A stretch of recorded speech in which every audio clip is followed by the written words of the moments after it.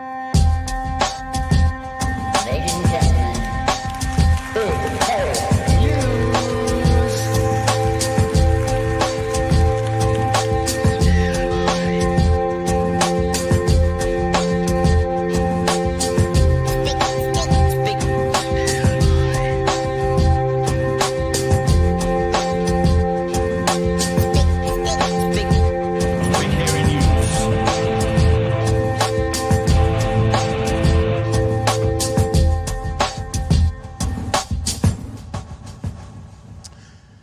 Hey, kia ora koutou e te whānau. Welcome back to another edition of Big Hairy News with me, Pat, and our very special guest host tonight, Tommy D. Kia ora. Tommy, kia ora, and welcome to the show. Thanks for joining us, man. Thank you. Thanks for having me. No, look, we're excited to have you guys. Can you please, and I apologize because I realized I had a busy afternoon and I kind of messed up the feed on YouTube and didn't write in there special guest host. So you're here and everyone's here, and I'm apologizing for that thing I didn't do. But listen, maybe what we should always do is, for a lot of people already know who you are because they've been talking about you in the chat. But for people who don't, give us the Tommy D elevator pitch. Who are you in 30 seconds? One. You can take as long as you want. Yeah, sure. So my name's Tommy D. I guess I sort of made a little bit of a name for myself on TikTok, talking about politics and various news stories and things like that. To tell you the truth, I only got into politics about 5 years ago, maybe even less than that, to be honest. I think my story is maybe a little bit unique in the sense that, I come from, like, my family are relatively progressive, like most of them. And, but, that my family still didn't really influence my politics. What did and what drew me to politics in the first place was, I guess, my interactions and the people around me's interactions with the criminal justice system as a young lad. So I had a relatively serious substance abuse issue for a very long time, which inevitably led me to being caught up in the justice system.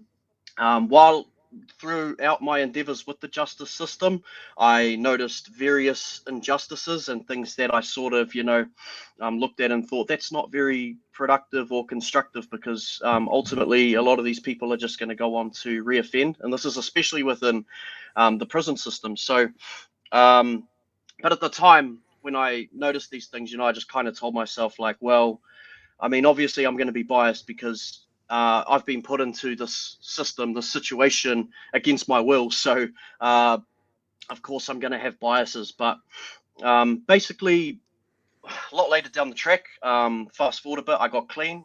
I went to university and I studied criminology and sociology. And I started going to various lectures and obviously things like that, and engaging with various academics and literature around criminal justice policy. So basically what I noticed was that a lot of academics and intellectuals were already criticizing and advocating for change within the criminal justice system for these issues that I had picked up on when I was still, running amok, I suppose. So, and what I noticed is that these people were all sort of left-leaning. So that's what initially drew me to, the left side of politics, was the advocacy and the genuine want for change within the criminal justice system. And so that's where I basically started out, making TikToks about that, about my experiences, about then like adding a little bit of like criminological theory into it. And then over time, from reading, watching BHN, engaging with other New Zealand political commentators and content creators, I've learned a lot more about the wider, broader sort of political landscape in New Zealand, and I've started to, build my opinions and my values around those things. So, still learning, still very much learning. But so that's pretty much me in a nutshell. Yeah, nice, bro. Appreciate it. Everybody is still learning. If you get to a point in your life you're not still learning, you're probably in the ground. Yeah. And well, respect, not my prime minister, the man. So, people know you in the chat, and they're Kiwi Bird says talks like a bro, has the brain of an academic. So, Yeah, yeah. It's out there. I like your story as well because quite often I talk about if you strip off the kind of tribal nature of the colours of what's happening, whether it's policy or whatever, people tend to gravitate towards the left. And it feels like rather than you have gone, oh, my people are on the left, that's where they're doing this thing, you started doing your thing and then realised, oh, these people are on the left. So you kind of discovered the mahi first and the information second, and then you realised where it sat, which is a really healthy way to find your place in politics, I think. Yeah, 100%. And I just put your TikTok up, so let's do it again. Tommy 9. That's that for my eyes. That's that messes with me. Those numbers. Tommy 92929. I should probably change that. Yeah, it's Tommy D. Yeah. Yeah, cool, man. Well, it's exciting to have you on board. We're looking forward to learning from you tonight. This is what has been cool with this whole kind of 3 weeks. Is that I've had a chance to sit back and learn from everyone who's contributed because. You know, as I always say, if you're the smartest in the room, you should try and find yourself a new room. It's good being the dumbest for some stuff. So, okay. Now, there's lots going on tonight, Whānau. I'll tell you a story later on about the Flotilla. There's a connection. I'm not trying to beat it up and point back to me, but I'll give you the story later on. I told Tommy what it was before the thing, and it's going to be fun. Well, the Flotilla's not fun. I should probably just ignore this break. I've just messed it up already. I'm stumbling over my words. Tonight, guys, we're going to have Brie Elliot coming up in just a second, who's going to talk to us about if you want to beat up a politician, but leave no physical marks for any kind of prosecution, she's got the formula. So that's coming up in a sec. Brie's already in the waiting room for us. We're also going to talk to Craig Renney. It's going to depend on how we run through the other stories, but around 9:30, Craig's going to talk to us about all this conversation around the energy, electricity sector at the moment, but also Treasury has stopped, I don't know, permanently stopped, but certainly stopped doing a lockup. The lockups are the things that the journalists and the analysts go to like 2 hours before the budget gets released, so they can get all their heads around it, and then they can go at 1 minute past the time it's released straight to their radio stations or their TV stations, or they can post their blogs, which they've been writing in those 2 hours before. They're cancelling the lockup for a particular event coming up, which has had a lockup for over 30 years. And the question has to be asked: why is this government? Why is Treasury? Be clear.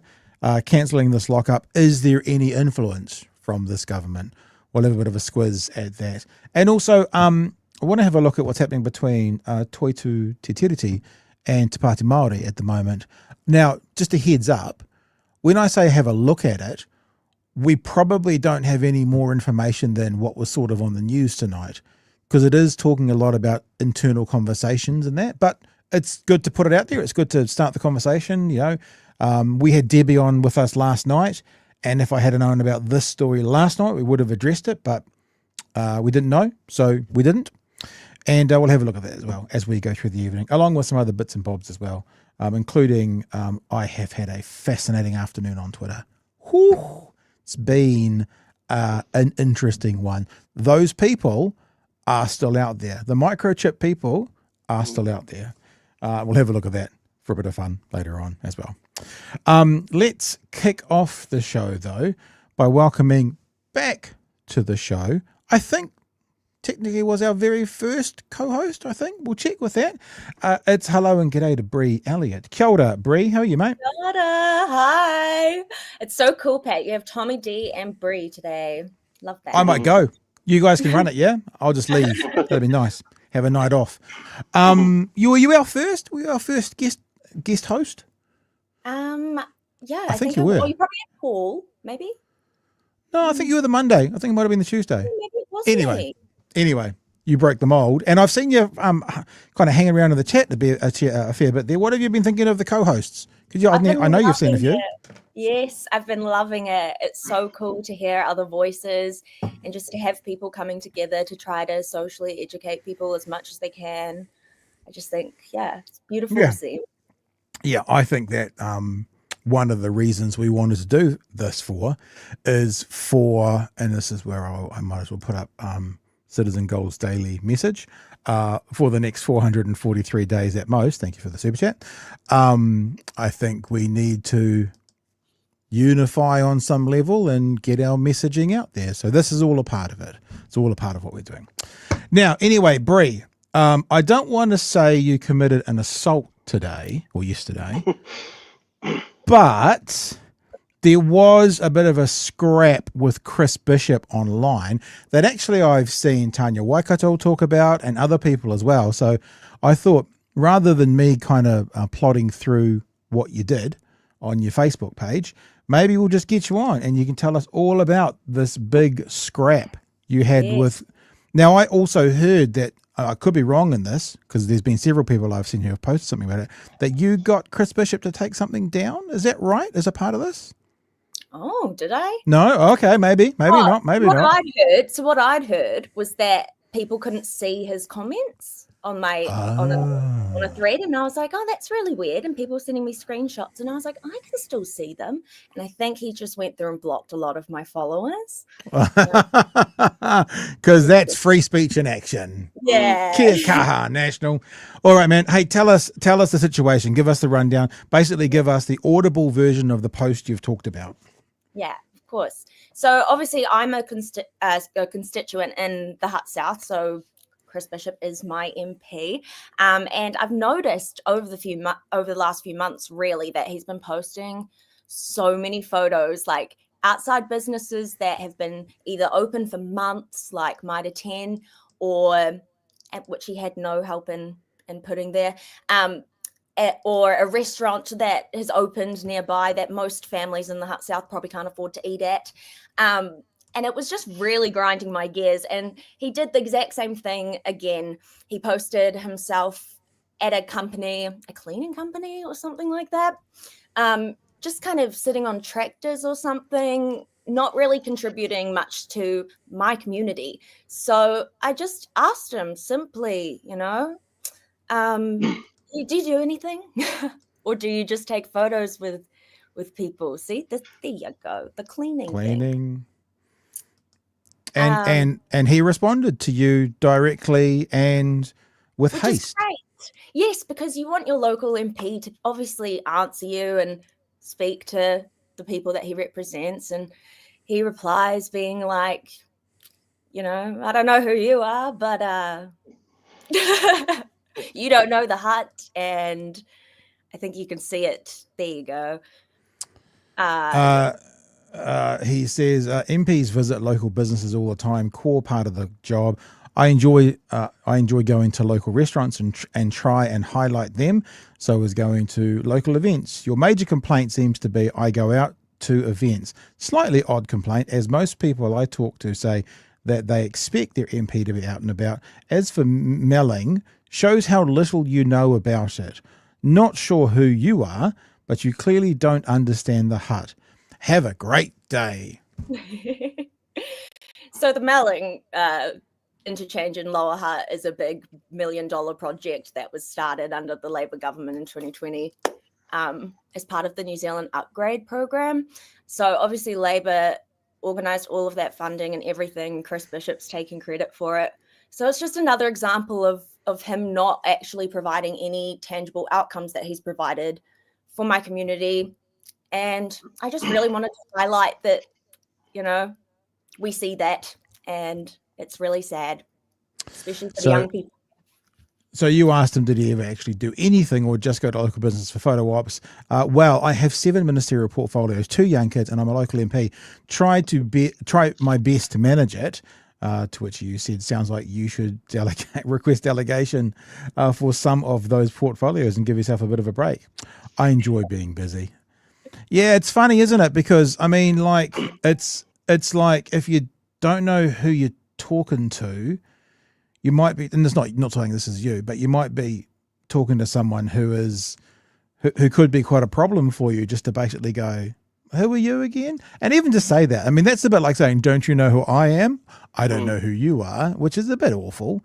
Yes. So you basically said to him, what do you actually do? He said lots of stuff. And then you said to him, like what? And he didn't answer. Is that like It's like you've asked him, as I understand it, for actual. Can you tell us some of the things you do within government? The mailing thing, for example, my understanding, we heard this from Chris Hipkins on Monday night, is that he delayed it to try and get a better deal, and it ended up costing him more to get it done. So I don't know if that's the best one for him to brag home about. But when you asked him, what have you actually done for my community? What did he end up saying? He said he goes to local events and he goes to restaurants, which is really nice that he has the money to do that. Most of my family has gone to Australia in search of a better life, and those were valuable workers, public servants that would have really benefited the Hut South. And I know that there's many other people that also feel that way and are seeing their families leave. And I just think it's really sad that he can't even answer with one thing that he has provided for the community he's meant to represent. I found it interesting as well that when I had a look on his page and I found some of your comments, there was other people from your community kind of backing up what you were saying.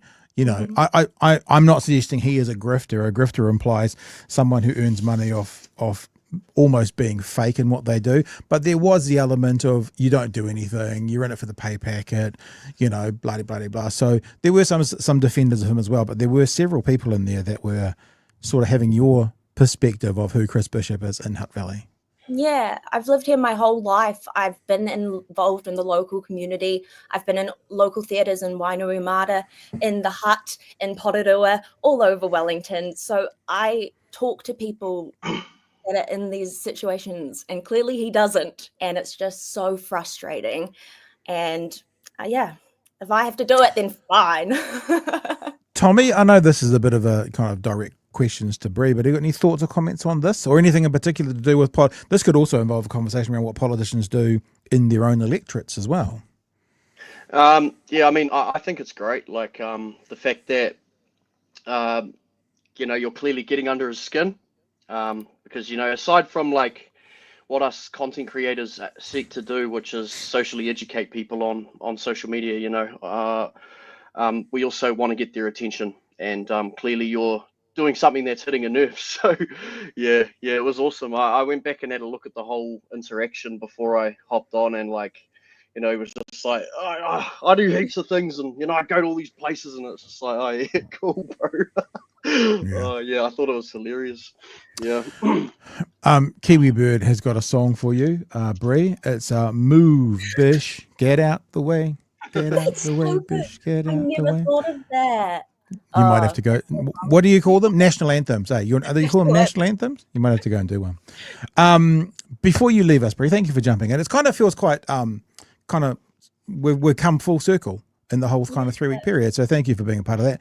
A question for you: how active politically on the left is Hutt Valley?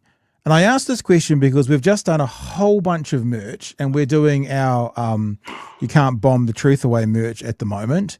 And honestly, it feels like every third package that we've put together is an address in the Hut.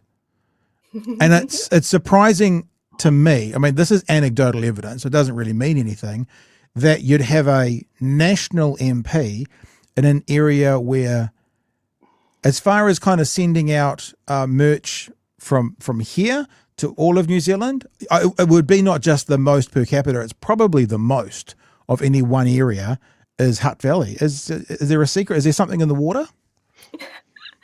Well, at least we can drink our water. That's nice. But I think, I definitely think there's been a change in the ocean lately. I think people are protesting a lot more because they're seeing things that they're not happy with. And like a lot of the ministers' offices are based here in the Hut. So I think it's a bit more visible in the last few years, kind of the impact that they're having on our community. So I think that could be turning people a little bit. I also think some people just voted for him to represent them as his electorate because he's comes across as a nice guy. Every person I talk to is like, oh, well, he's a nice guy. There's a lot of nice guys in the world. But does that mean that they're providing outcomes for our community? Not necessarily. And I think that's what we should be holding him to. So, yeah. Yeah. Hey, it's been cool to catch up with you again tonight. Tom, you got anything for Brie before we say goodbye? Nah, nothing more. But thanks for stopping by, and yeah. Awesome. There's Nice to another see merch you. idea. Little Bush Boy shirt, apparently. That's from Harvard. That's another one. We could keep on going. Hey, Brie, thanks for being a part of us tonight. I think you'll hear from us again. We'll be in touch because it was great to connect with you and with all these other creators who have been sort of new to our platform. Hopefully our audience, if they haven't known you guys now, will. And yeah, it's going to be a really big next 12 months. So cheers for coming on board. And I'm sure we'll talk to you again super soon. Awesome. See you guys. Thank you for having me. Yeah. See you, Brie. All the best, mate. Thanks for jumping in. Let's just jump with a couple of super chats here. Kai Mātara says, hey, Tommy, proud of the path you're on and mahi you do. Thank you. And Arvid says, Tommy, my guy, big up. First I heard of you, to be honest. Let's fucking go, I'm assuming. LFG, I'm going to go with that. Well, that's cool, because if people haven't heard of you before, and that's not said with any disrespect, because lots of your audience won't have heard of us, it's just how the world rolls, then there you go. It's Tommy D on TikTok. Is that the best place to find you, Tommy? Do you go through... Just TikTok at the moment. Yeah, I haven't branched out to any other platforms at this stage. Maybe in the near future, we'll see. I noticed as well, Spiderhoof releasing some kind of secretive, sort of cryptic tech messages the other day that she's coming back, and maybe we should show it. And I noticed Spiderhoof, for the first time ever, showed herself, which she hasn't done. Even when Spiderhoof comes on here. Well, I mean, I'm not entirely sure, because I'm like a guy, and makeup and stuff can do heaps. So I don't know if Spiderhoof has revealed herself so that everyone will then recognize her.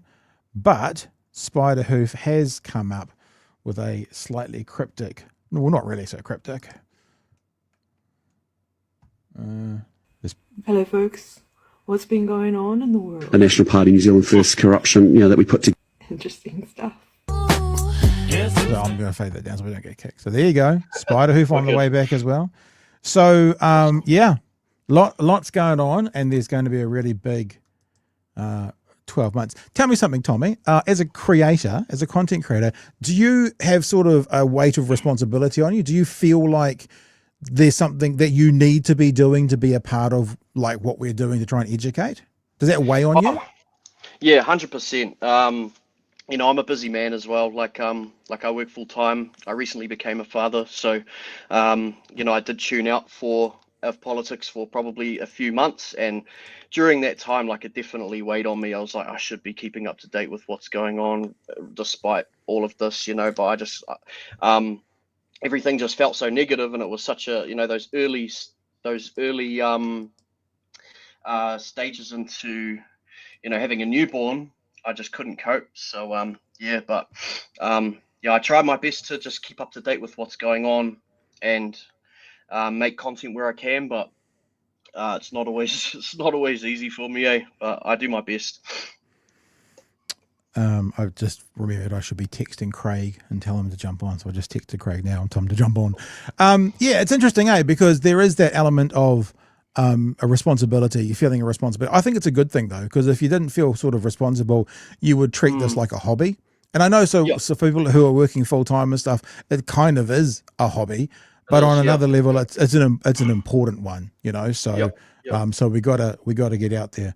So we just got to give the guys their nightly look at the dog, who is not dead. I need to get her a bigger bed, because she always looks like her neck's broken for some reason. But yeah, that's that going on.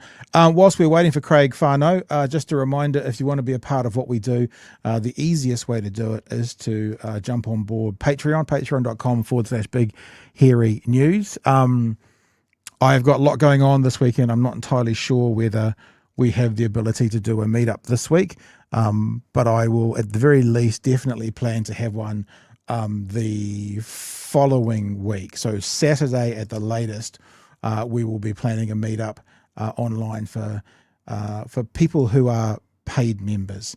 At some stage, we're going to change the tier levels on that, and there's going to be a little bit more,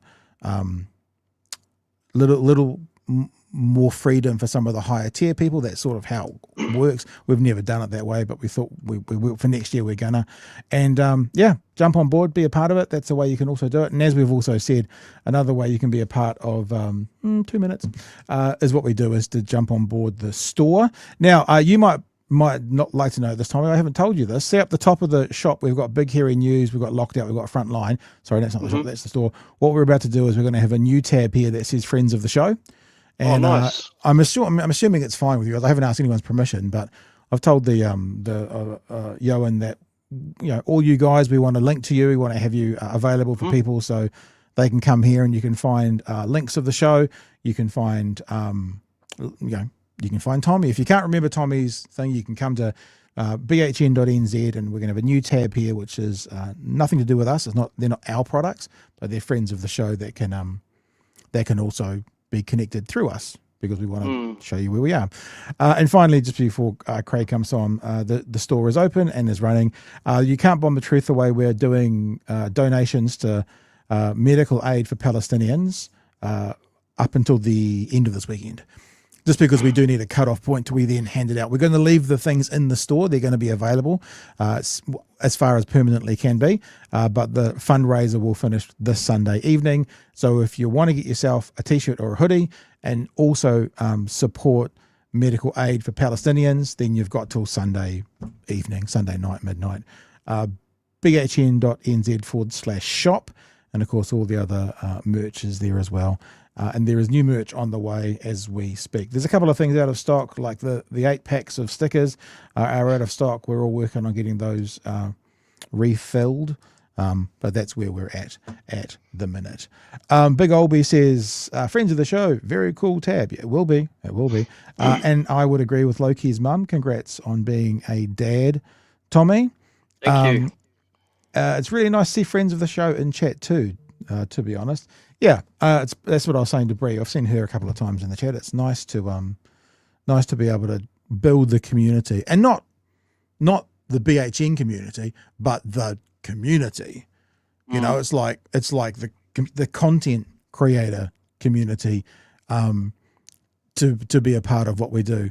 Loki's mum says, Bish, he's a nice guy, tobacco lobbyist, Snapchat, I'm a renter, live with my in-laws. That Bish. And yes, people love seeing Nala loose. I guess that means Nala's on the loose. Loose, possibly. Yes. This will officially be called padding now, as we wait for Craig to come in. It's like with not too long not to start. Oh, maybe I will do this. I've got something else I can show us. I had fun on Twitter today, man. It might not seem fun to many of you, but I had fun. So, Dame Jacinda Ardern's documentary has had quite a good release. Strongest New Zealand doco debut since 2018. Of course, a lot of people are going to go, well, what, has there been like 2 others? And do they get like 12 viewers each? And it's like, well, it's okay. It's sixth in the cinema release for the weekend. It's ahead of a lot of movies that have cost tens, if not hundreds of millions of dollars to make. And I just did a little bit of tongue in cheek. I think we need to find a name, Tommy. We need to find a name that's not cooker and is not anti-vaxxer for that community. Because I don't want to be disrespectful.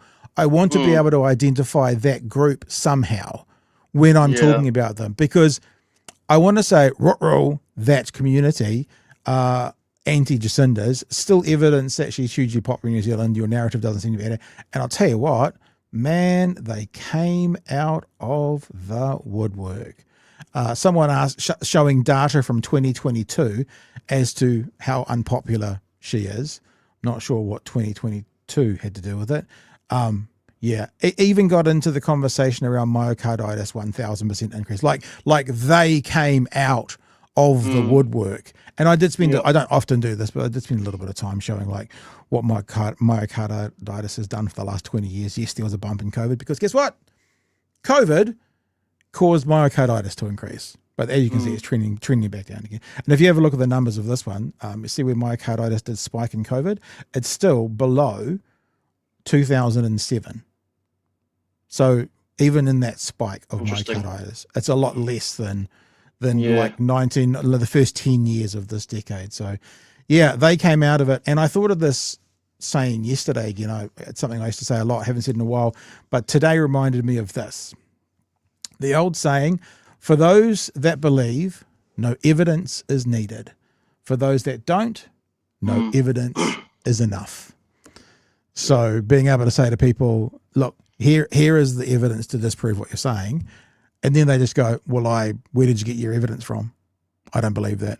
I don't accept that source. Like, no evidence is enough. You can't win. No, you can't win. All right. Hopefully no one knew we were padding there. It was pretty smooth. Tommy, let us welcome into the show the economist from the CTU, podcaster extraordinaire from Locked Out. It is Craig Renney. Good evening, sir. Good evening. How are you, gents? Doing good. Oh my gosh, where's this? I'm a bit freaked out that there's no kind of shirt and suit jacket on. Is this like Economists After Dark or something? What are we looking at? It's a special kind of Patreon. But yeah, the phrase niche doesn't even begin to cover it. Can I suggest the name of the group that you were looking for, which is the JDS community, which is the Jacinda derangement syndrome. I see what you did there. That's not bad, actually.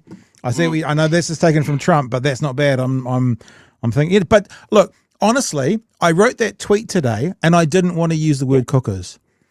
I mean, I don't mind offending people. It's kind of my MO, you know. But I don't feel the need to all the time. How do we identify this group of people who are still today talking about microchips and myocarditis, and like they're still doing it today? And how do we identify them? Because if you go, oh, you're a fucking conspiracy theory lunarist wanker. I mean, I'm using an extreme example of a name for them, although it may be accurate. Then you're getting to a conversation of, well, you're just calling us names. That's the only way you can win. It's like, I don't want to necessarily be respectful, but I don't think name calling necessarily helps either. Sometimes it's fun. It might not hurt, but yeah, I don't. That's not bad. So the JDS. That sounds like a religion. It's sort of you know, it's a slightly nicer word than lost. Lost. Community, because it suggests that these people will never come back. That's not bad. Lost isn't bad. I heard from some of the lost today. That's not bad. That's not bad, actually. All right, Craig. This is Tommy, by the way. Tommy, this is Craig. Craig, nice to meet you. You too. You and I didn't. I mean, I was there. Recorded a podcast yesterday, which is up on YouTube and Facebook, and of course Apple and Spotify, as well as it goes other places as well. Other places grab the RSS and it sends it off to themselves, but they're the main places we put it. About the electricity sector. Now, I'm quite interested in this Treasury conversation, and I've kind of teased we're going to talk about that. But before we do, sorry, they're all coming up with names now, and they're always funnier than ours. You ready? Talentless oxygen thieves.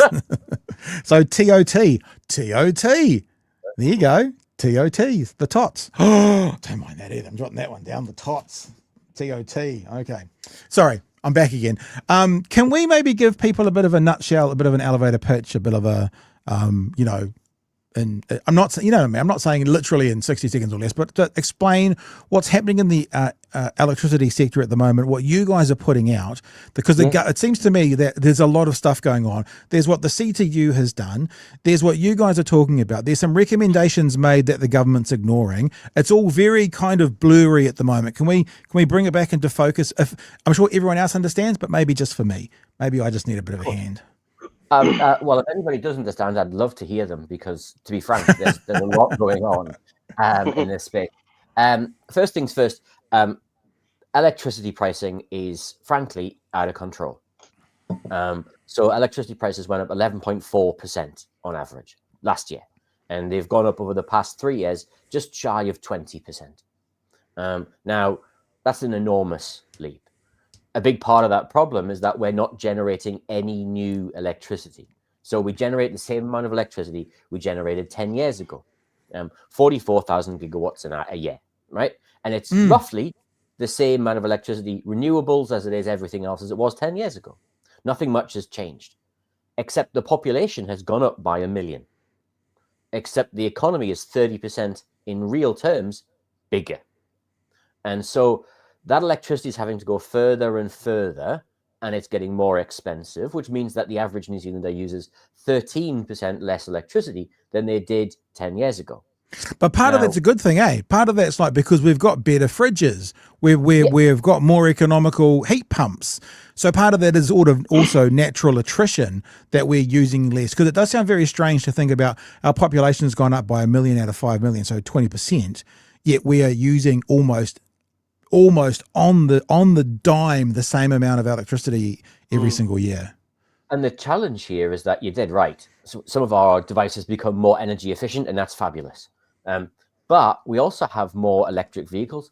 Over the past 10 years, the number of battery electric vehicles in New Zealand has gone up 10,000%. Right? We use more heat pumps, so there's less wood being used, there's less gas being used. So there would be a home for the electrons in the system if the electricity was cheaper. Right. It's one of the laws of economics, that Say's law in economics, supply creates the demand, is that you will, if there was cheap electricity, people would be able to turn the heating on. They'd be able to have the lighting. They'd be able to do the things that they're currently not able to afford to do. And roughly, electricity is about twice as expensive on a quarterly basis in Auckland as it is in the state of Victoria. And that pricing is crazy when you think about it, because our electricity is renewable, on the majority. It's essentially, it's delivering a much smaller population. And what's really happening here is that lack of generation is essentially deindustrializing the economy. So we're seeing the loss of pulp and paper producers. We're seeing the loss of industry. We're seeing the loss of manufacturing in New Zealand. Manufacturing is down in output terms to where it was in 2015. So are we seeing therefore a drop off in manufacturing and like business energy and a picking up in residential, and that means it evens itself out? Is that what's happening? Yeah, exactly. So what you're seeing is household electricity usage is remaining roughly the same. However, if I took pulp and paper production, for example, that's fallen 70% in terms of electricity use. If I took chemicals production, the electricity going into that has fallen 50% over the past 10 years. That's not because those industries have had a productivity revolution and they're suddenly so much more efficient. They're just using less electricity. Yeah. And so one of the things that we're seeing in New Zealand is we're losing jobs. We can see jobs being lost on an almost weekly basis now in New Zealand as a consequence of electricity costs. Households can't afford to put the heating on, yet the big four gentailers are still handing out enormous dividends to their shareholders. And over the past few years, research from the CTU and from my colleague Ed Miller at SICTAR, who's done some fabulous work, he has helped show that over the past 10 years, the amount of investment in new generation has collapsed. It was 1.6 billion in 2011, and that fell to 225 million. And then it stayed there for a really long time. And every year since partial privatization, we have invested less than the dividends taken out by shareholders. So something is wrong in our electricity system. We can't get new generation. The reason electricity is so expensive is because we create artificial scarcity. Mm-hmm. We create that artificial scarcity, which keeps Huntly coal-fired power station on, because the last unit of electricity sets the price for everybody else. Right. That Huntly being on is obviously giantly, terrible from a climate perspective, because we're burning Indonesian coal to keep Huntly going. And everybody gets the benefit of that incredibly expensive last unit of electricity. Now, if we supplied more renewable energy and we didn't need to put Huntly on, you can see the pricing would suddenly fall. Because Huntly is the most expensive electricity in the country. I want to just show you've already explained this, but I thought go and check out Craig's podcast, right, to get all the information. But just to show people what you were talking about, this dotted line here was Mr. Key partial privatization. Yep. So basically 50-50. This orange line is the dividends that these companies were giving back to us because they're government owned. Before it, these dividends are what they're giving back. I guess you'd still have to be accurate and say half of these dividends are coming to to us, and half is going privately. It's more than that as well, Pat, because we also get the GST on the bills, Right? And we get some money from the distribution grid, which isn't the gentailers. So overall, the government is getting about $1 billion a year in revenue from the electricity system. But in a layman's point of view, you'll correct me here because that's your job. What it says to me is we could, if we still own them all, we could either choose to knock half of this dividend off and therefore drop the price, or invest that half of dividend into the systems to make them better, into the infrastructure and stuff. Is that a fair way of thinking? Because you can see here, this is the investment, and this is what the government invested, and then once it's sold, investment dipped, went away, and it's obviously, I would say they've gone, holy shit, we're 15 years behind on our grid, so we better invest again. And so they've been investing again. But I look at this and I think, give or take, half of this dividend is not going to benefit us, New Zealanders, because it's going to the private consumer, or benefit the government, which is still benefiting us and the infrastructure. Is that fair?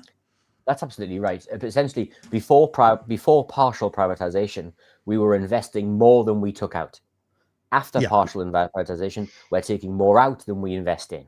Yeah, and of course, what happens? It's like if you've got your car and you don't spend any money on the car, keeping it, you're not spending any money on your car because you're just letting it continue to work a year, and then all of a sudden everything goes wrong. It's like shit, big investment to get my car going again because you've spent nothing on it. Through that 3, 5, 10 year period, you just let it kind of go and change the oil occasionally, and then you have lots of problems because everything fails at the same time. You've met my carbon, but in terms of the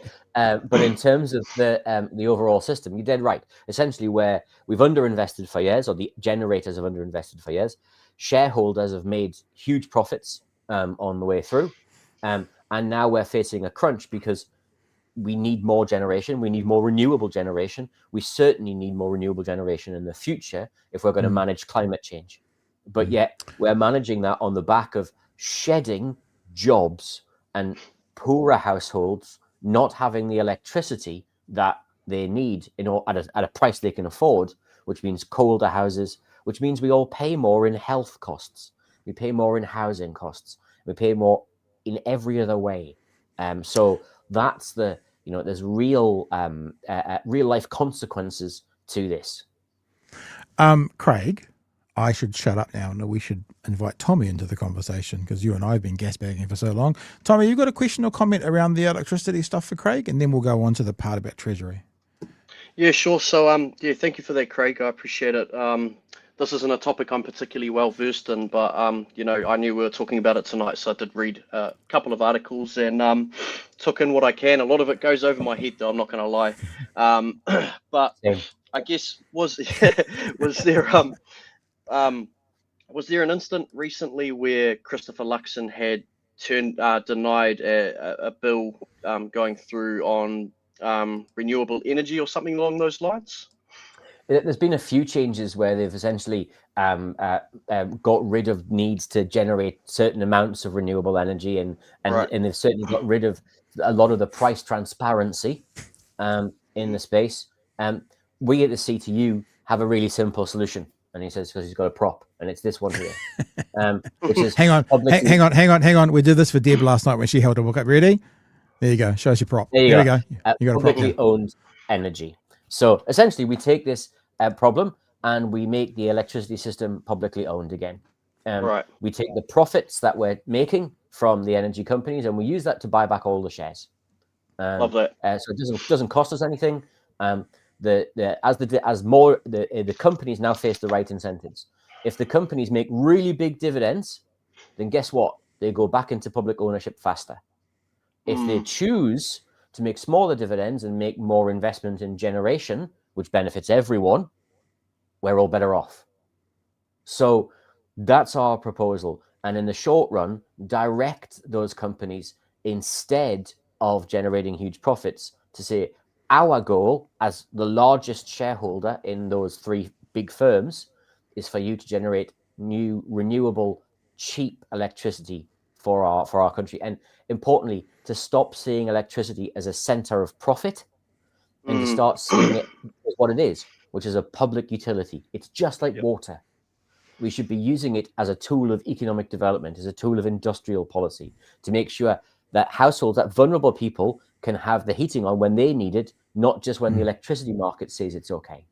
And so that's our key objective here, is to say, how can we bring this back into public ownership and get the kind of control we used to have, and then from that control, get the better outcomes that we need, because otherwise we're going to see provincial towns across this country losing good, well-paid jobs because the owners will walk because they can't pay the electricity bill.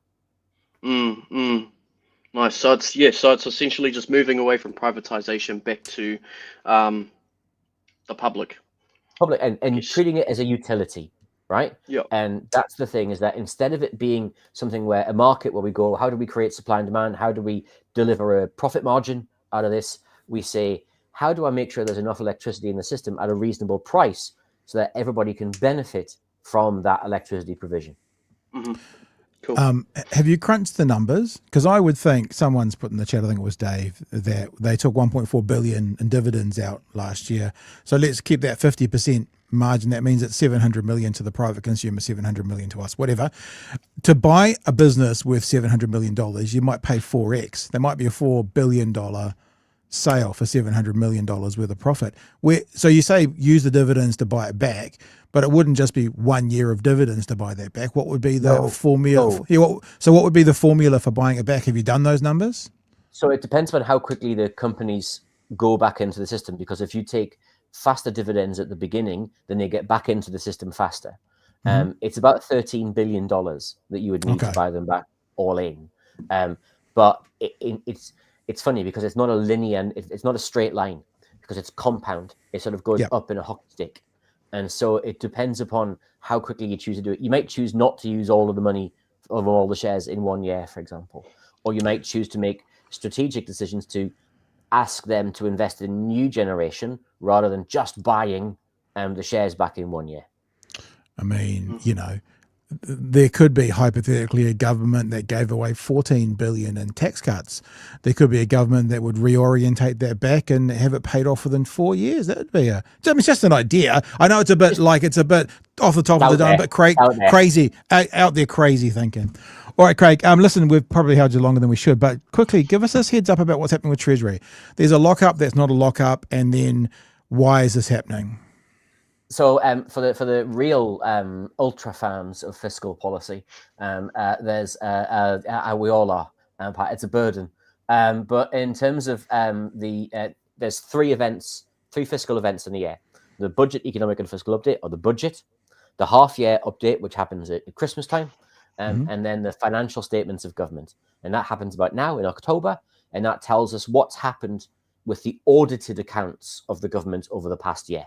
So these are the true and final accounts of the government. Now, all three of those have had lockups where the Minister of Finance, Treasury officials turn up and tell you what's happened in these books, tell you what's going to happen in the economy, and tells you what the numbers mean. Now, the Treasury has decided... So hang on, just pause for me. Just like in business, you get told by senior business people to spend tomorrow's money. Yesterday's money. What am I talking about? Tomorrow's money hasn't come in yet. Today's money is arriving, but yesterday's money is in the bank and you can spend it. It sounds like what you're saying is when you say it's at the end of this is no projections. This is actually what has happened. And so this is concrete. This will be concrete numbers. There'll be no negotiation of what these numbers say and mean. This is yesterday's money. It's done. It's there. It's the analogy. It's in the bank. Those invoices have been paid. Those budgets have been, and that's all done. So there's no sort of like projection in the future. This could happen, or this is actual concrete data. Yep. So the Auditor General has signed off these accounts. And we get to see what's really happened. So the budgets give us forecasts. This is what we think is going to happen. The audited accounts tell us what really has happened. The government's financial year runs in funny years. So, most companies run April 1st to April the 1st. Mm-hmm. The government runs 1st of July to 1st of July. So the fiscal year, as we call it, which is why we get the end accounts in October, because it takes from the end of July to the first start of July to October to finalize all of the accounts. Right. Now, normally, we'd all get to sit in a very boring room at the Treasury. Yeah, genuinely, it's not a fantastic space. They don't even put on biscuits. This is not a lavish affair. However, that's God's honest truth. But they generally hold a lockup. Treasury officials come in and tell us what's in the accounts. The Secretary to the Treasury will give us a set of some facts and figures about what's occurred. Will tell us if there's been anything funny that the Auditor General's gone, hang on a second, what about this? And then the Minister of Finance will often come in and say, hey, this is how I interpret these accounts. Thank you very much. And then we all get to ask Treasury officials questions and then write up what's going to happen. The analysis part, that front part from the Treasury, from Minister of Finance, or everybody else, that's all gone. So there's no lockup. So normally you'd go in 2 hours early, you'd have all the data in front of you, you'd be like, nobody can take their phone to the toilets, that kind of stuff, all secret squirrel, and you as an analyst and an economist are being so excited because it's the best day of the year for you, flicking through pages, working things out, saying, hey, what about this? And then making your analysis of what you're seeing, ready to release that once the embargo is up, like you and I have done at like 11 o'clock in the morning on a live stream. So you've done that. Okay, so that's not happening. So what's not happening is the Treasury's there's no presentations, there's no information on the Treasury. Okay. So you can still go into a room and read the accounts. That's fine. You can still, but what there isn't is an opportunity to hear from the Minister of Finance or from the Treasury what they think. Right. So, do you still have that? But do you still have that lockup 2 hours before embargo's over? Well, 1 hour before the thing. But essentially, what there isn't is no statement from the Minister of Finance. Why does that matter? Why is that a big deal? What we're not getting, essentially, this is one less piece of information from the minister. The minister's not fronting at the time the accounts are produced. I can't imagine a CFO of any of the NZX 50, not a chief finance officer of any of the NZX 50 firms, not turning up when they put out their annual accounts. Right? Okay. That is bog standard. Right? The Treasury's not turning up and telling you what any of it means. And essentially, what's not really happening is the space where journalists and analysts get together and talk to each other for a bit about what's really in the accounts, what's really going on, right? And that's the problem that we have, is that there's now less information in the system than there was. And it's just part of that, how do I put it, that cheapening of the public realm, where we get less information, we get less data, or we get told less by politicians and experts, and we have less ability to interpret what's really going on with a really important set of accounts. It's important to notice, though, that there's kind of a demarcation of a line between Treasury and Nicola Willis. So that's Treasury not doing. You could say Nicola Willis can do whatever she wants, even if it's not cricket, she can not turn up. But Treasury not doing what Treasury normally does. Do you think that's because they've had an instruction to do that, or like why would Treasury, who are supposedly independent, not do what Treasury normally does? Well, it's really difficult to say without, I'm certainly not going to start putting on a tinfoil hat or joining the JDS brigade and saying that, that it's kind of, that they're all in it, they're all against you, right? The Treasury's official advice is that it was due to a lack of demand. Now, we've had a lack of demand for a long time, right? It's a room, right, with some people in it. It's not hard, right? And also, if the Treasury doesn't have a job of communicating the accounts, I literally don't know what its job is.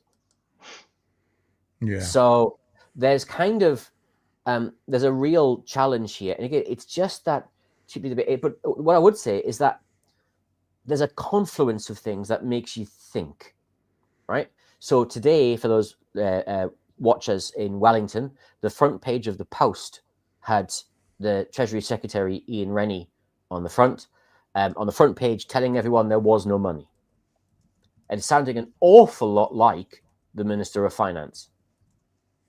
And telling everyone that public servants needed to rein it in a bit and that we needed more financial management, right? And it sounded an awful lot like a politician, which, as a former Treasury official, right, I can tell you made me jump, because former Treasury bosses have never gone public with this sort of thing. It is the antithesis of what Treasury secretaries do. Treasury secretaries advise the Minister of Finance. They don't advise the public, right? There's a much more there's a more politicized edge to the kinds of things that used to be pretty straight in New Zealand. I've got one more question to wrap this up, but again, Tommy, this is lots of information in kind of Craig's world, but is there anything in there that you've heard that you want to pull out or expand on or double check on or something? I mean, in respect of the Treasury stuff, like my first instinct hearing about that was, it sounds quite Trumpian almost, but I guess what I wanted to ask was, with the when the Treasury comes through and does the presentation like they normally would you have like an opportunity to respond or ask questions and things like that usually? Or exactly. Okay, Exactly. yeah, that makes sense. Yeah, and instead they just want you to sit down and read it, and then you can't, you don't have the opportunity to say anything. Yeah. And they get first bite at the narrative. They get the opportunity to essentially put out the information first without having had any of that conversation. Now, I just want to make sure, because in the chat, Pat, Loki's mum has asked, am I and Ian Renney related? And I can tell you we're not. Our surnames are spelt differently, even though they sound very similar.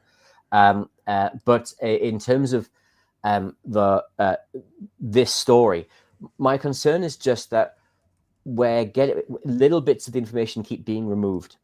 Earlier this year, we removed all the information about electricity margins, right? So we no longer know how much profit electricity companies were making when they were generating electricity.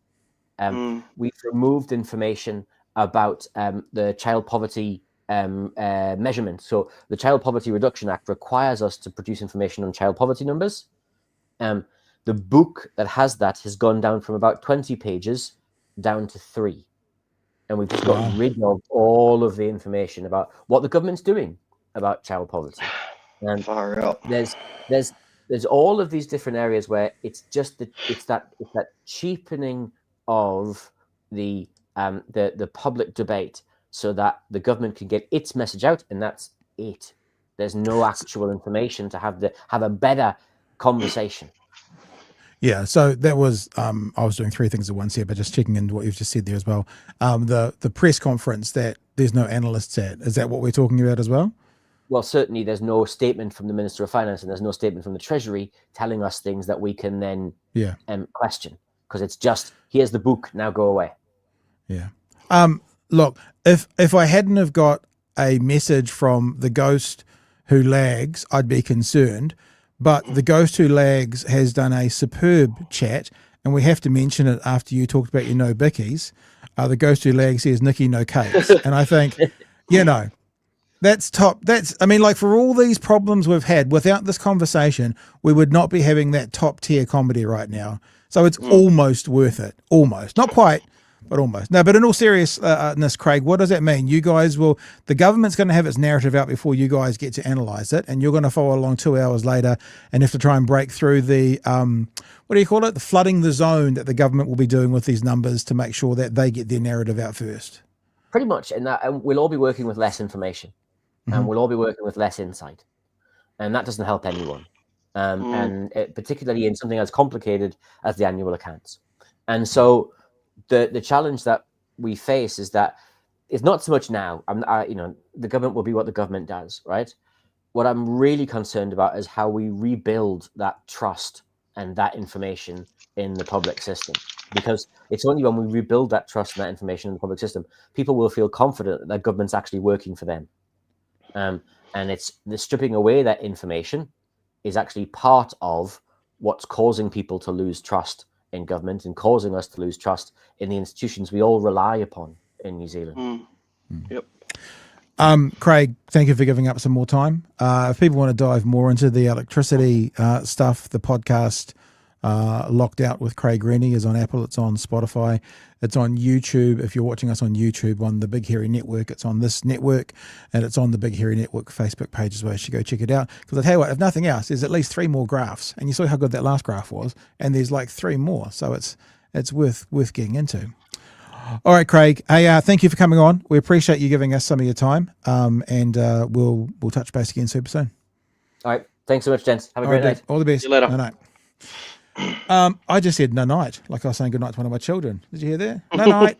So that's not an appropriate way to speak to Craig Renney. Just to do a couple of super chats, and then we'll move a bit. Cool. Overred Rover, how much impact has uncertainty around Tiwai and the New Zealand battery project contributed to the decrease in new generation? My apologies, Overred Rover, not getting a chance to mention that. Power to the people is absolutely a perfect play on words. Well done. Always funnier in the chat. They're always funnier in the chat. Thoughts of Labour not seeming keen on the idea. Master says JDS is official now. I guess it is. Craig slipped that in very skillfully. Nikki, no budget. Israel Navy have intercepted activists on board the Flotilla. APN News reporting. Yeah, that's, I don't know. Is there some new news? Because that's in the news we're going to look at shortly. That had happened earlier today as well. And Nikki, no questions. Thank you guys for all your super chats. Tommy, often at the end of these chats when our guest has been going, brrr, we get a chance to kind of go, any thoughts? You got any reflections on what you've just heard? Anything you want to share? Yeah. Oh man, it kind of cooked my brain a little bit hearing all that. It's a bit overwhelming, but I guess the reason I wanted to sort of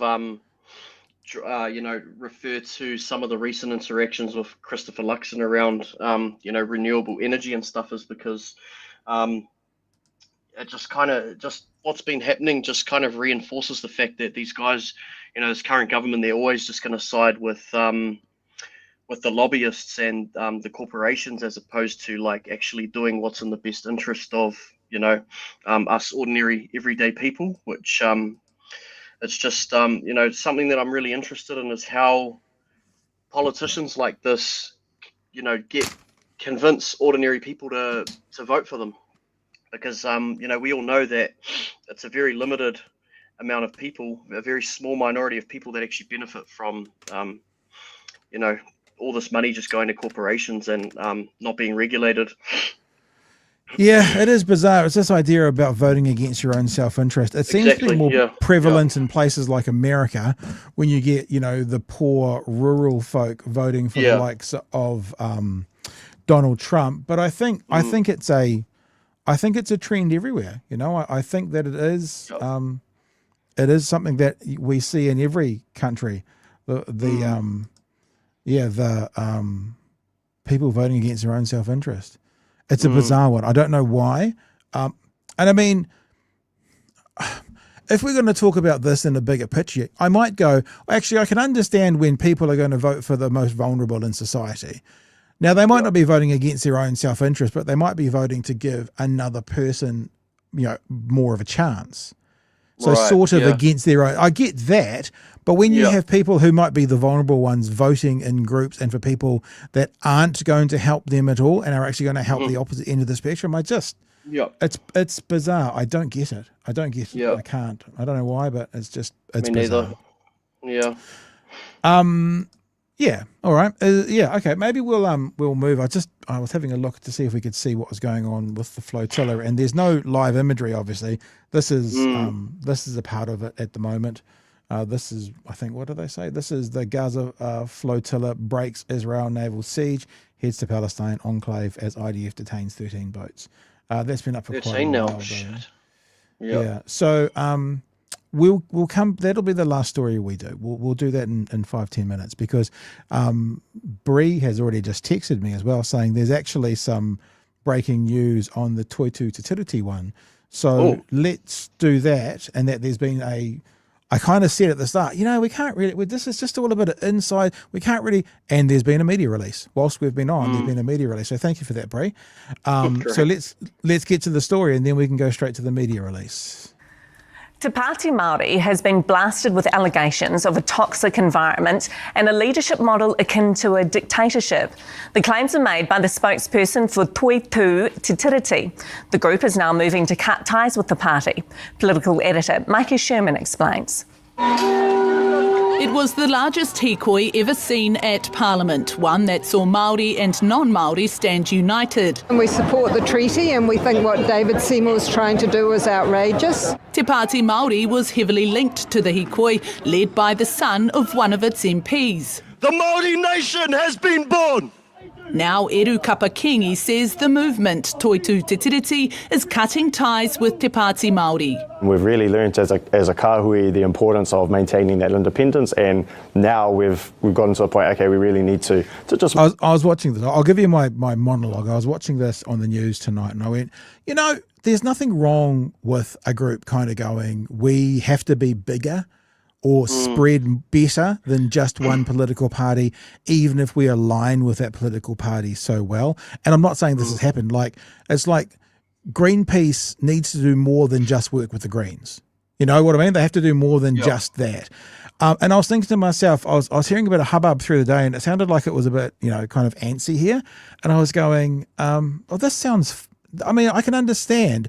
But then the conversation does go on and Eru does talk about dictatorship. So it goes from feeling like I've got no understanding of this, right? We don't know the inner workings, so this is just coming from my thoughts as I was watching it.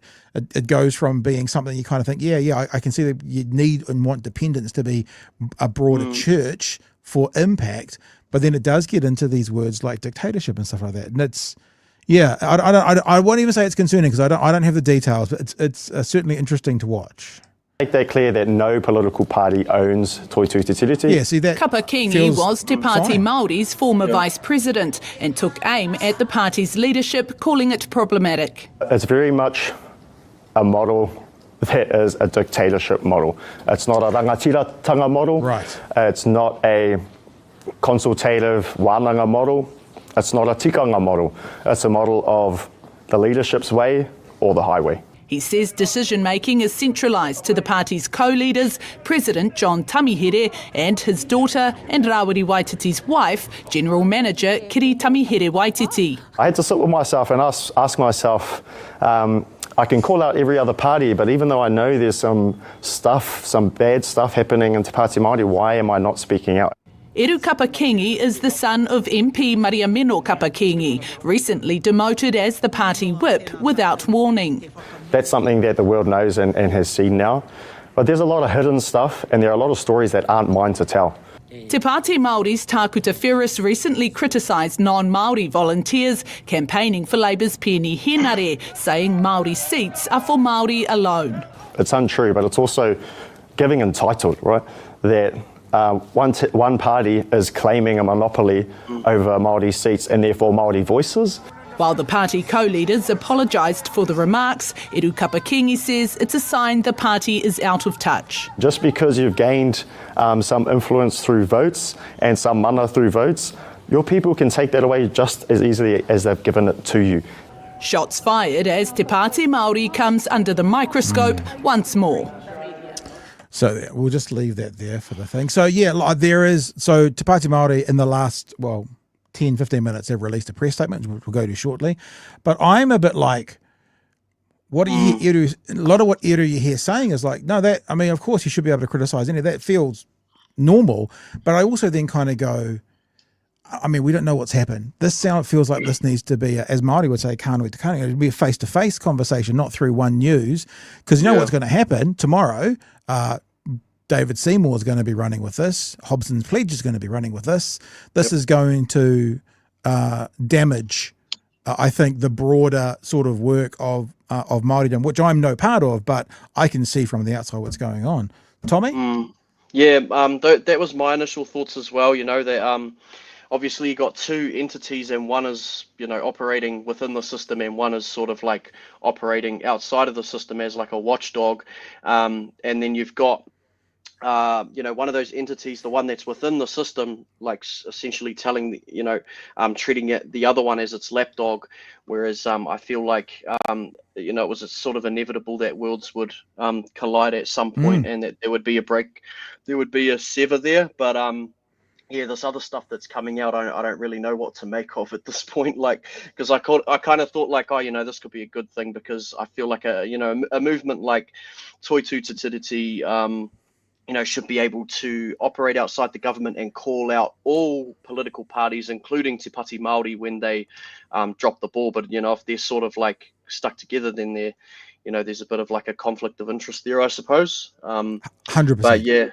But yeah, I'd agree. And like you said, man, I try to tread lightly on these topics, because I'm just a white boy. I don't like to talk about Māori issues too much from like oh, you guys should be doing this. But this is just what I've observed so far. But looking forward to hearing this latest press release and seeing what it's got to offer. Yeah, well, when I brought it up, it had only been up for 9 minutes. It might be more like 15 minutes now, but you'll appreciate we haven't had time to edit through, and what I normally do is pull out the salient points. So maybe I'll just read the whole thing. It's a public statement by Te Pati Māori, so maybe we'll just read the whole thing, because it feels like toitu te tiriti has shared pretty clearly their thoughts through the news, and I guess this is Te Pati Māori's response to that. And then as horrible stations who pretend that they're not biased, like Fox News goes, then you guys can decide. I don't know. Okay, so I'm going to move my mic so I can see it, because I'm old with bad eyes. In fact, maybe I'll put my other glasses on. I don't often do this. I'm going to put my other glasses on. They're basically exactly the same glasses, but they're magnifying ones. Oh, there we go. Oh, my God, I can see.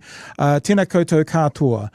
You will be aware by now that several allegations have been made about our movement with respect to its culture, leadership, and constitutional compliance. We want to make three things very clear. One, we will address any media about this issue with respect for all parties involved. He mana, he tapu, to te tangata. We will not enter into any battle that drives wedges between our people or our movements. To do this would be counter to our values and counterproductive to our collective vision for kota. Oh gosh, I know this word. Kotahitanga. Get my tongue around that. Tino rangatiratanga and mana mutahaki. We want to assure you that we will continue to uphold and protect the integrity of this movement, which includes the protection of all its members and their whānau. Please find our official response to those accusations and statements. In ordinary circumstances, they've had a hui, another hui would have followed. However, the sudden passing of our Tāmaki Makaurau MP Takutai Moana Kemp on 26. So this is about the AGM, the hui that hadn't happened, and it hadn't happened because they're saying of the death of Takutai. An AGM had been scheduled for the 2nd of August. On 28th July, notice was sent to all members that the AGM would be postponed until after the Tāmaki Makaurau by-election on 6 December 2025. The by-election period ran from late June through September, concluding with Oreni Kaipara's entry into Parliament on 29 September 2025. In these circumstances, postponing the AGM was both a practical and a compassionate decision. Our Constitution provides an 18-month window in which to hold an AGM, and we will remain well within that time frame. The AGM will be held in the coming months. Decision-making within Te Pati Māori follows our Constitution. Ultimately, authority rests with the electorate councils, who hold the mana to manage and escalate issues as needed. All appointments and decisions to date have been made through proper constitutional and tikanga-based processes. No formal complaints have been lodged through the dispute resolution pathways available to members, nor received through any other channel. Those pathways remain open to all, and we will remain committed to restorative and transparent solutions whenever concerns arise. We encourage any member with concerns to raise them, that's what I said, kanu to kanu, so face-to-face, well, nose to nose, I think technically, but face-to-face, so matters can be worked through constructively. We support the independence of toitu te tiriti. which has long been acting as a people-led movement. This was always our vision, that the kaupapa can be carried and grown by the people themselves, not by any political party or individual. Like Te Pati Māori, toitu te tiriti exists to empower our people, uphold te tiriti o Waitangi, mano motuhaki and rangatiratanga by virtue of shared values. There will always be a natural alignment between our movements. Eru Kapakingi has been a valued member of the Te Pati Māori, serving as Vice President Tāne until March of this year, before resigning to focus on his whānau and the toitu movement. He has contributed significantly to our policy and strategy development, has worked closely alongside his mama and her role as MP for Te Tai Tokoro, and supported Taku Tai Moana Kemp during her tenure as MP for Tāmaki Makaurau. We acknowledge his contributions and remain open to constructive engagement, while also ensuring that the public record reflects accuracy. That's an interesting little statement there at the end there. Te Pati Māori remains committed to transparency, accountability, and the kaupapa of kotahitanga. We are focused on the bigger task, building up an Aotearoa hou grounded in te tiriti, mana motuhaki, rangatiratanga, and mokopuna decisions, because we are committed to being a movement that leaves nobody behind. Next week, there's going to be Orina Kaupara's maiden speech. We will be sharing our reset, and our vision for the path ahead. To ensure you don't miss out, we will be live streaming this event across all our platforms. Our leader will share an address reflecting on where we have come from, what we have endured, and the direction we are charting for the future. This is an opportunity to speak oranga into all that is good about us as Māori, guided by the roadmap given in the address of Te Ari Ki Nui Kuini Nawai Hono I Te Pō. Apologies to Te Reo speakers out there. Now is the time to heed the call, redirect our waka, and remain focused on the strengths, solutions, and possibilities of an Aotearoa hou. Our movement is strong. We have much to celebrate and much more work to do. We are committed to providing a clear pathway ahead, continuing to inspire, empower, and uplift our people so they see themselves reflected in this movement. Leadership in the struggle for liberation is never easy, but we remain steadfast in our purpose to serve our people and to advance kotahitanga and mana motuhaki for our mokopuna. In the coming weeks after Orini has been sworn in, you can expect to receive notice of our AGM as planned. Grateful for the movement, understanding, navigated, difficult to turn with the passing of Sakutai. So, yep, that's pretty much anyway. That's all just thing there.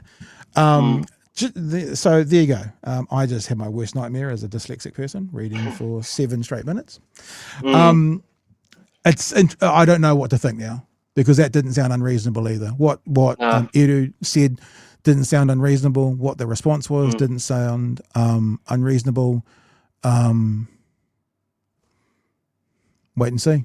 But I still know, right? I think we all know what's coming tomorrow. There's going to be headlines and billboards by Hobson's Pledge and by David Seymour. So, yeah, I think that's they're going to capitalise on this for sure. All right. Thank you for the kind words in the chat. I started reading it, and in my head I was like, oh my God, this is my worst nightmare. Nothing pre-read. I struggle sometimes to read a text message out that I haven't pre-read. We got there. Hey, I'm actually quite excited about this last part of the show. Are you okay for time, Tommy? Because of what we just did, it's run a bit long. It's going to run a bit long, but that's what it is. Well, I'm keen to have a look at the Flotilla thing just before we wrap up. And there's a reason there's many reasons about doing this, but one of the reasons I'll give you a heads up on when we get to it after we hear about Sam. I think it is Sam Leeson and who he is, because I have a connection.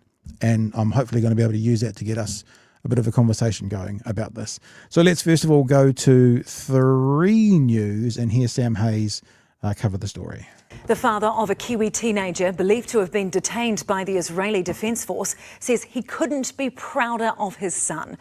Sam Leeson is one of at least 3 New Zealanders who were part of a large aid flotilla trying to get to the Gaza Strip. Israel is now understood to have taken control of 6 vessels, arresting many of those on board. So just check that. We just saw a headline that said 13. So we'll go with officially 6, allegedly 13 at this point. Including activist Greta Thunberg. Senior correspondent Lisette Raymer reports. Kia ora, my name is Samuel Leeson. I come from Aotearoa, New Zealand. If you're watching this video, I have been kidnapped by the IOF. Samuel Leeson's OE has toured different hotspots to most Kiwis, mapped out by his moral compass. Stop the genocide. At home in Otaki, north of Wellington, his dad, Adi, hasn't been able to get hold of Samuel since his boat was intercepted by Israeli military. It's adorable.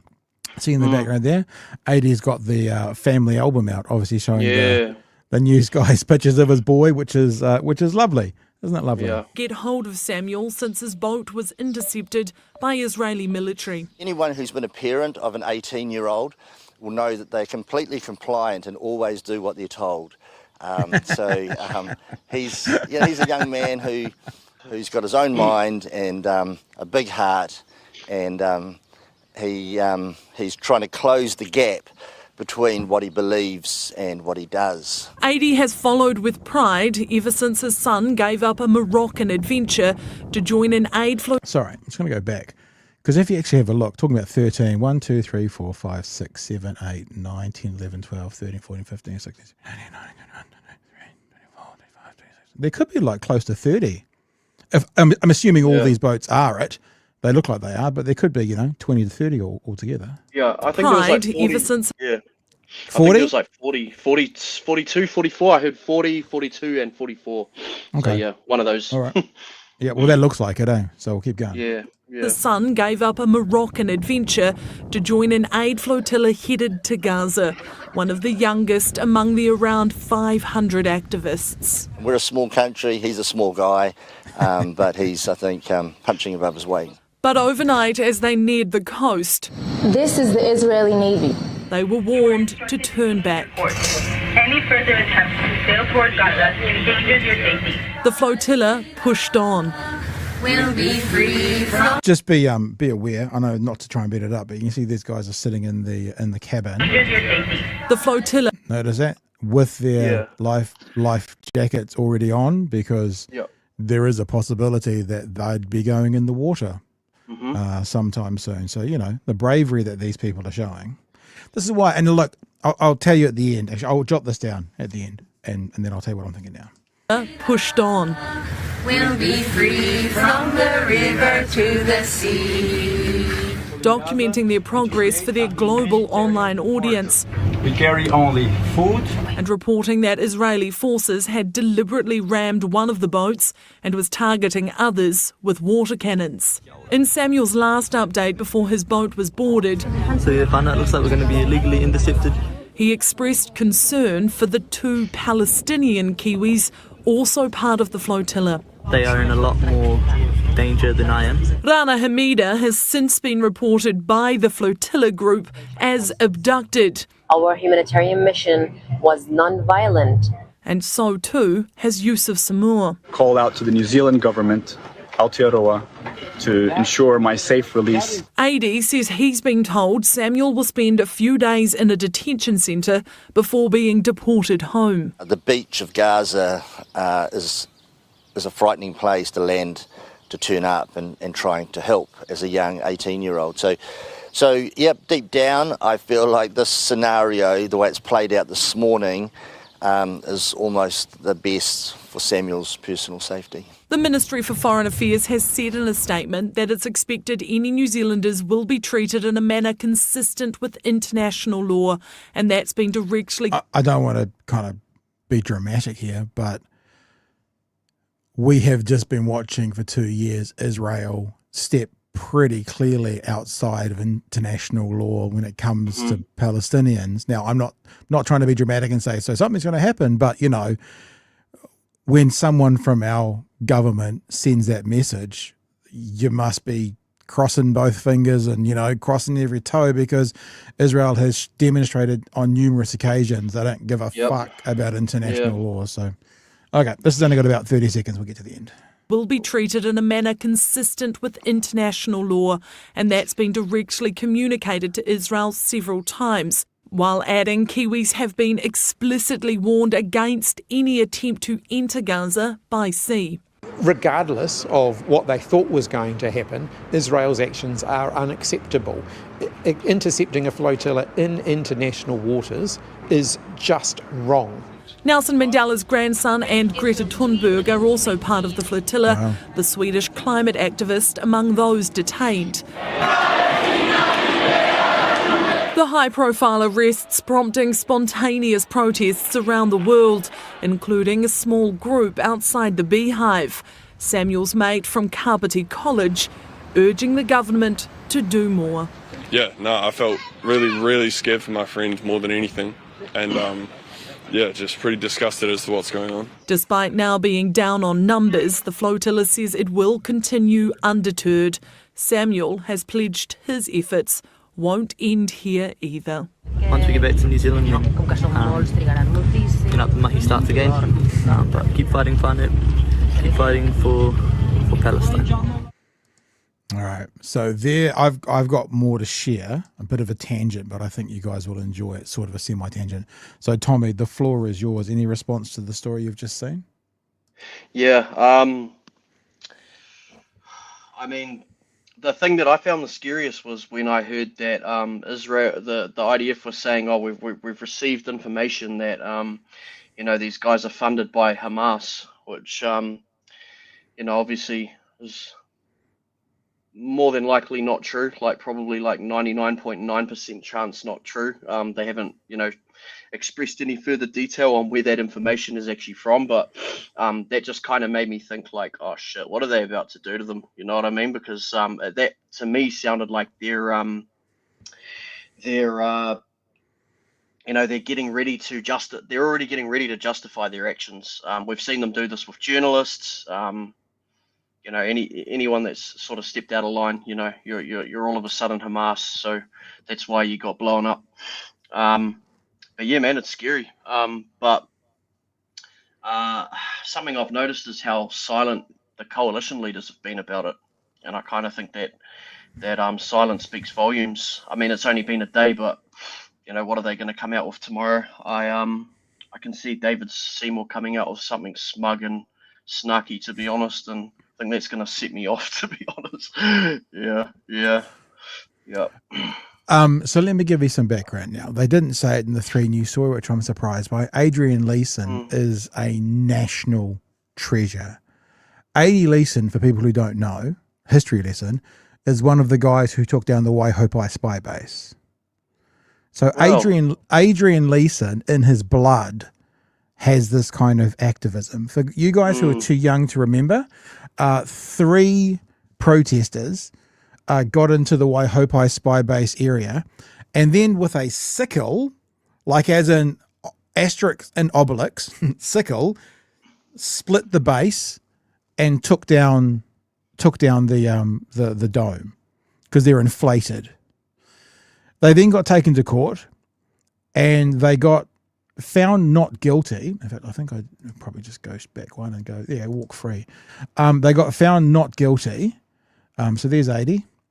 They got found not guilty by, I don't know what the name of the defense is, but there's a defense which says I can break the law for a greater good. So for example, I can break into your house, right? Breaking and entering, I can kick down the front door if the house is on fire and I'm going to save you. So technically it's breaking and entering, but it's done for a reason that's a higher purpose, right? It's done for the reason that's to save your life. That was the defense they went with, and the greater purpose, and I think it was Iraq at the time, it's easy for the greater good, there you go, that's what it is.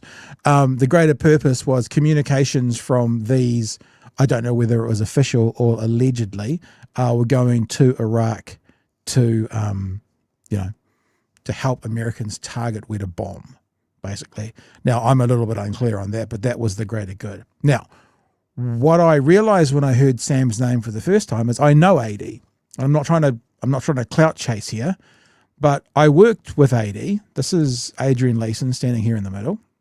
I made a product called Elephant TV. I've talked about that here on here before. You can see the logo up in the background there, Elephant TV. And it was a product that was made primarily for the church. And it was a product that was made primarily to talk to church members when conversations disagree, when people within the body disagree. And it started off little story for you now, a few minutes.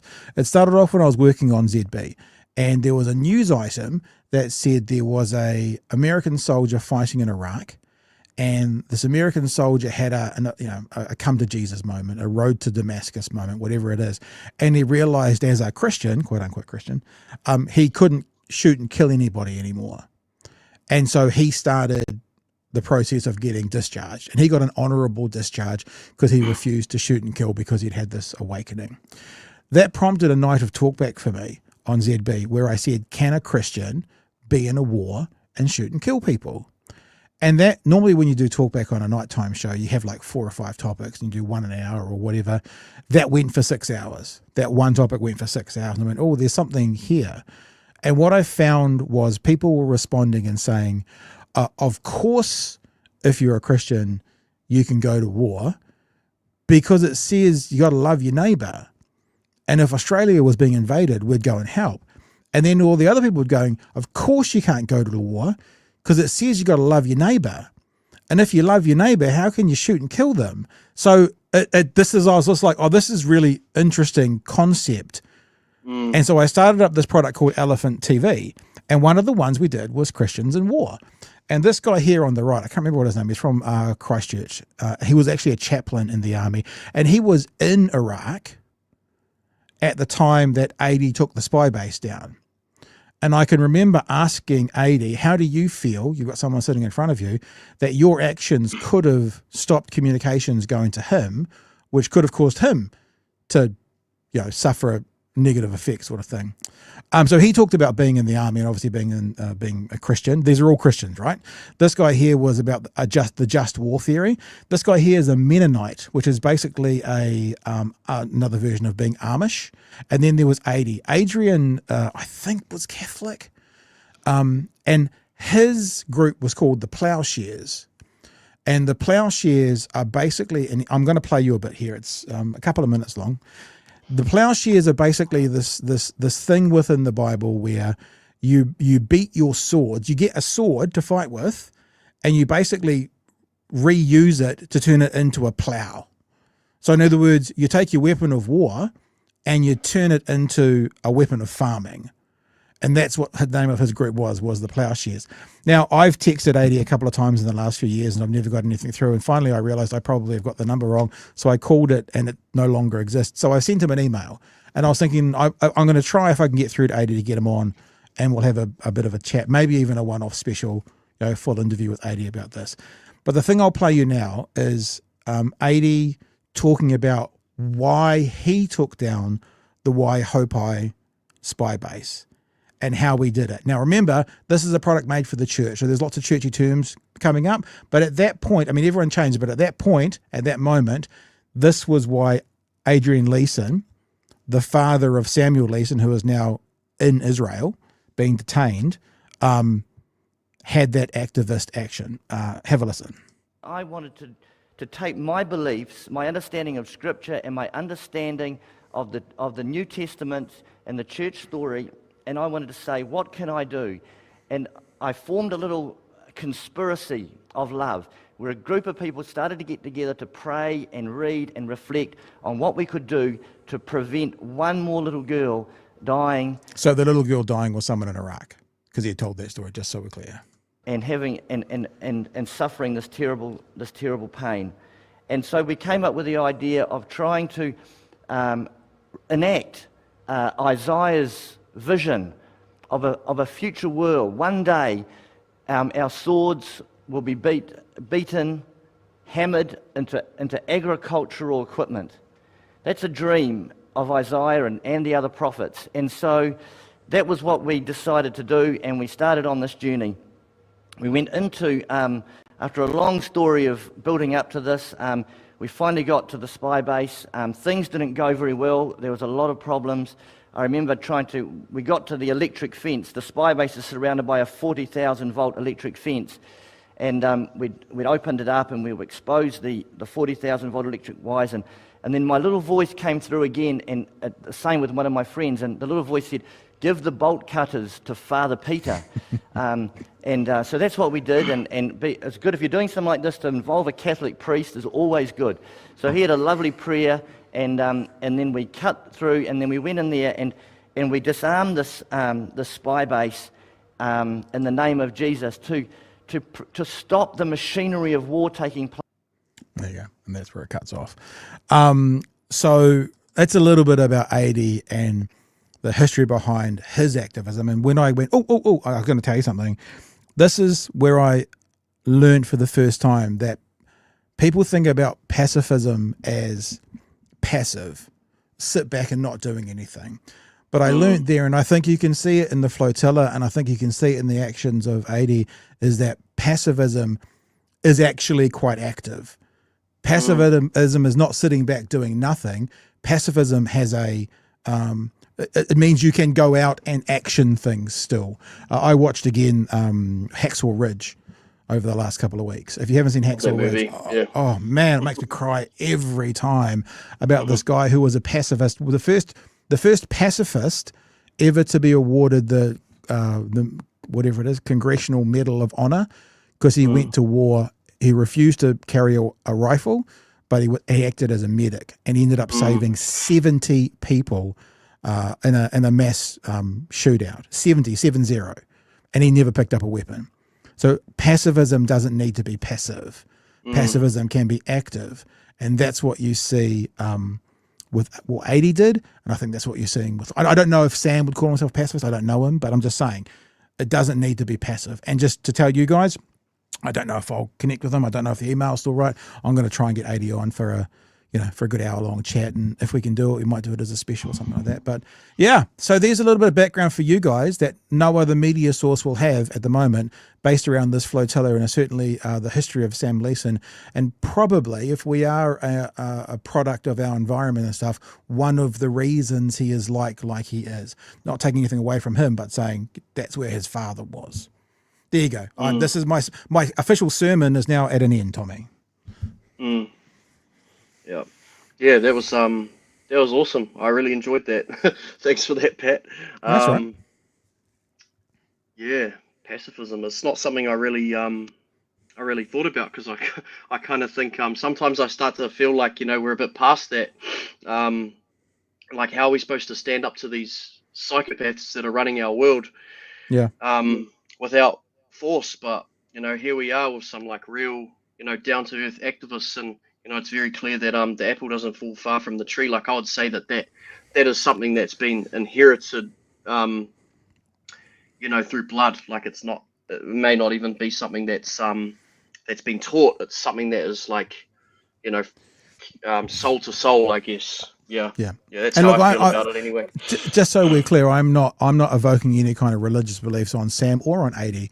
I don't know. A lot of people used to go to church; they no longer do.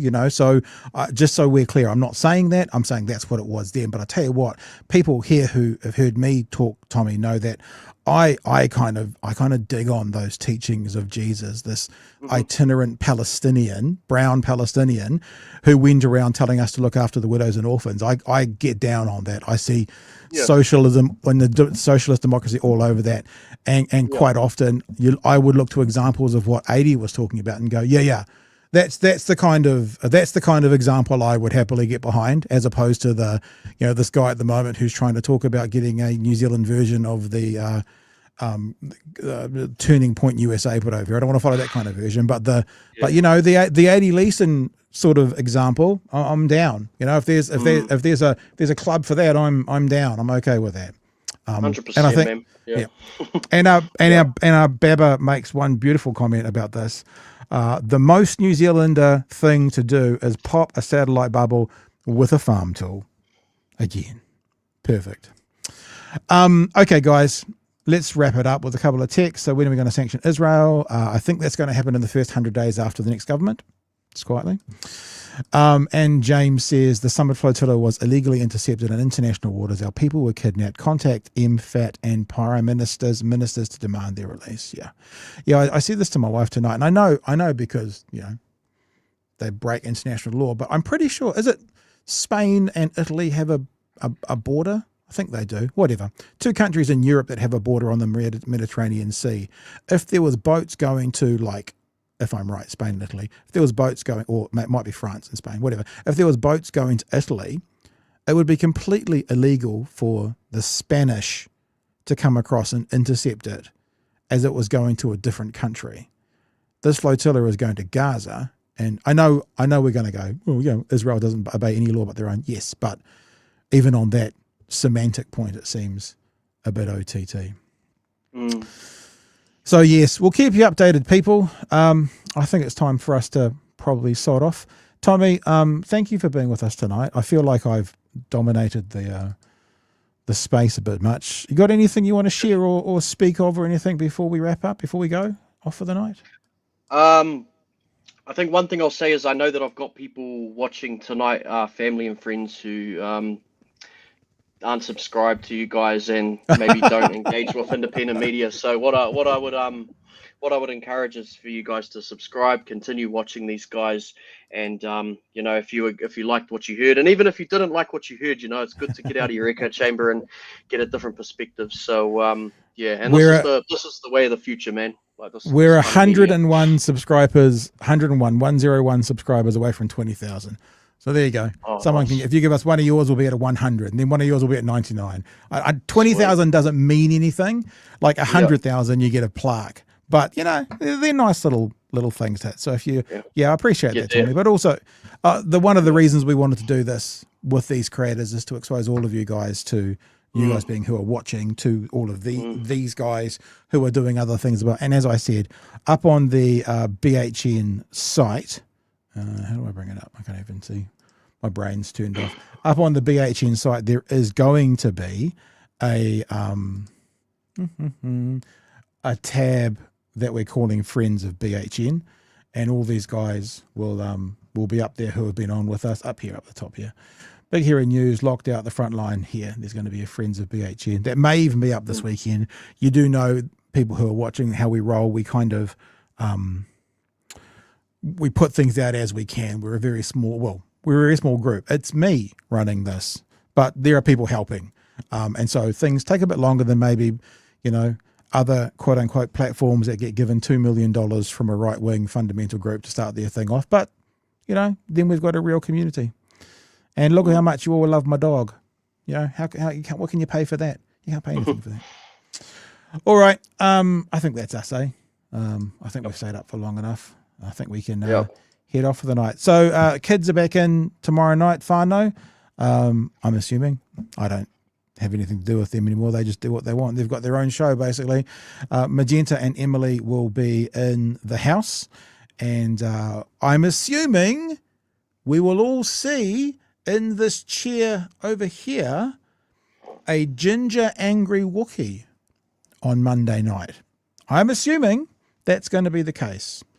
So, whānau, until then, I will see you later. Have a good time. Get out to your local Palestinian protest. If you're in Dunedin, I know I say this sometimes and things come up. I'm going to make sure I get to the one up in the Octagon this Saturday at 1 p.m. I'm assuming it'll either be there or the museum. Look up the Dunedin Palestinian Solidarity Facebook page. And wherever you are, get out to yours. This movement is growing again. And obviously with the current goings-on in the flotilla in Gaza and Israel, the more people we can get along to it, the better it's going to be. And the better it's going to be, the pressure that's going to be put on. You want sanctions on Israel? Okay, put it this way. If you want sanctions on Israel, get to your protest. When those protests get too big to ignore, you're more likely to see sanctions on Israel. That's what you can do and what I can do. There's not much we can do, but that's something. I think I'll leave it there, hey, Tommy? Yep, sounds good. All right, guys, we will see you super soon. Thanks for a great week.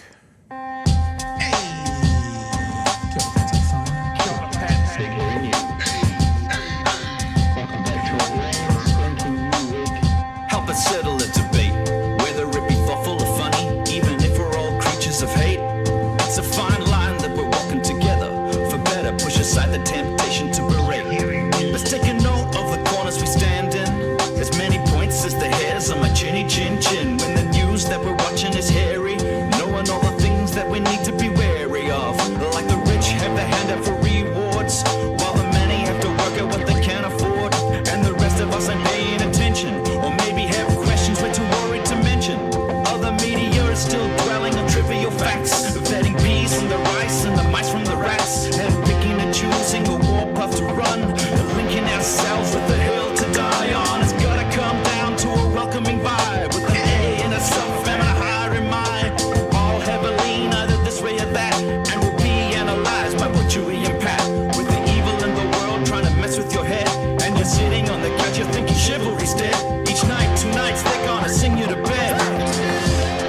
That's it. By the way, someone who's messaged me in the text, I did joke about I had nothing to do with Friday night. I keep quite close tabs on it. We talk all the time, just so you know. I was joking.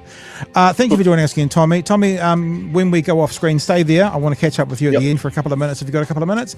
But other than that, we're basically done for the night. Thanks for being a part of us, and all the best with your TikTok. And let's stay in close with everyone who's watching you, everyone who's been on for the next 12 months. It's going to be super important. Yeah? Yep. Thanks for having me. All right, team. All the best. We'll catch you Monday night, and the kids will catch you tomorrow night from 9. Hooroo, team.